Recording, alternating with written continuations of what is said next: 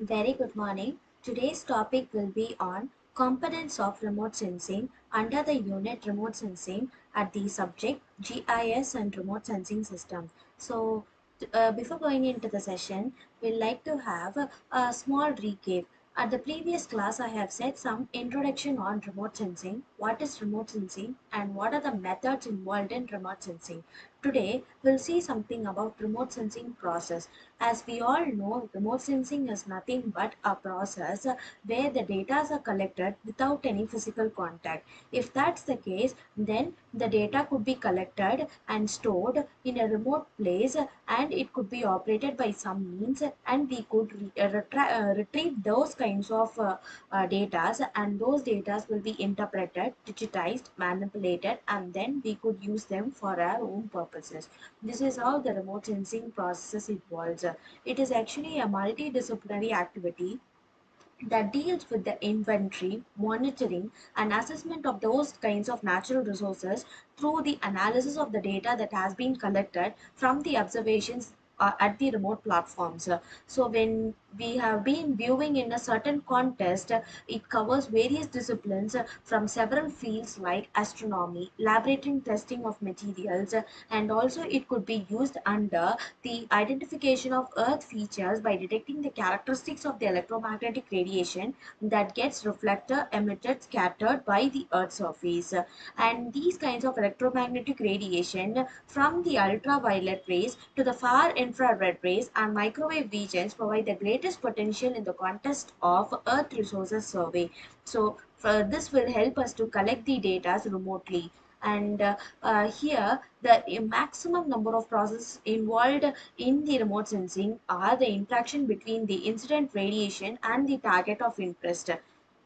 That means that whenever there is going to be a radiation generated with the help of the source of energy, that radiation will get incident at any earth surface or any target surface, and that target will attempt to reflect that or refract that or diffract it, so that those reflected rays will be collected or absorbed by the sensors at the satellite, and those data will be transferred to the base station. So this is an exemplified use of imaging system where the seven elements are used. So the remote sensing also involves the sensing of emitted energy, and also it could be used for non-imaging sensors also. So this is the procedure which I have been speaking of. Now we'll see about each and every source or illumination, and what is going to be the process and what are the things that has to be considered while considering the remote sensing processes. The first requirement at the remote sensing is to have an energy source which illuminates or provide electromagnetic radiation to the target of interest. Initially, if we are going to consider for active remote sensing method, then the sun will act as a natural source of energy, so that the electromagnetic energy required by us will be given or produced by the sun itself. If the sun is not available, or the natural source of energy is not available, then we have to go in for the passive remote sensing method, and also the active, where the energy source could not be provided by them, and actively it will involve in creating its own source of energy. So here I have shown you a very good example where the radiation and the atmosphere interacts. When the EMR rays travels from the source to the target, it will come in contact with and interact with the atmosphere it passes through. The interaction will also take place a second time as the energy travels from the target to the sensor, so that this radiation that has been traveled and the interaction that happens will provide me the data that it is necessary by me for interpreting the data, how much distance it has, what are the features that are available, and characteristics of the vegetation index could be identified.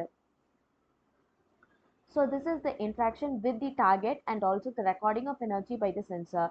Once the energy makes the way to the target, that interact with the target depends upon the properties of both the target and the radiation. For example, when the incident of the target happens at the forest, and the highest point gets incidented, that is a tree plantation gets incident as a target for me. So that tree plant will reflect the rays that act upon that, and it will make the radiation to travel back so that I can collect the data. And this energy has been scattered by or emitted from the target will be sensed by the sensor so that it can sense it without any contact and collect and record the radiation that has been reflected.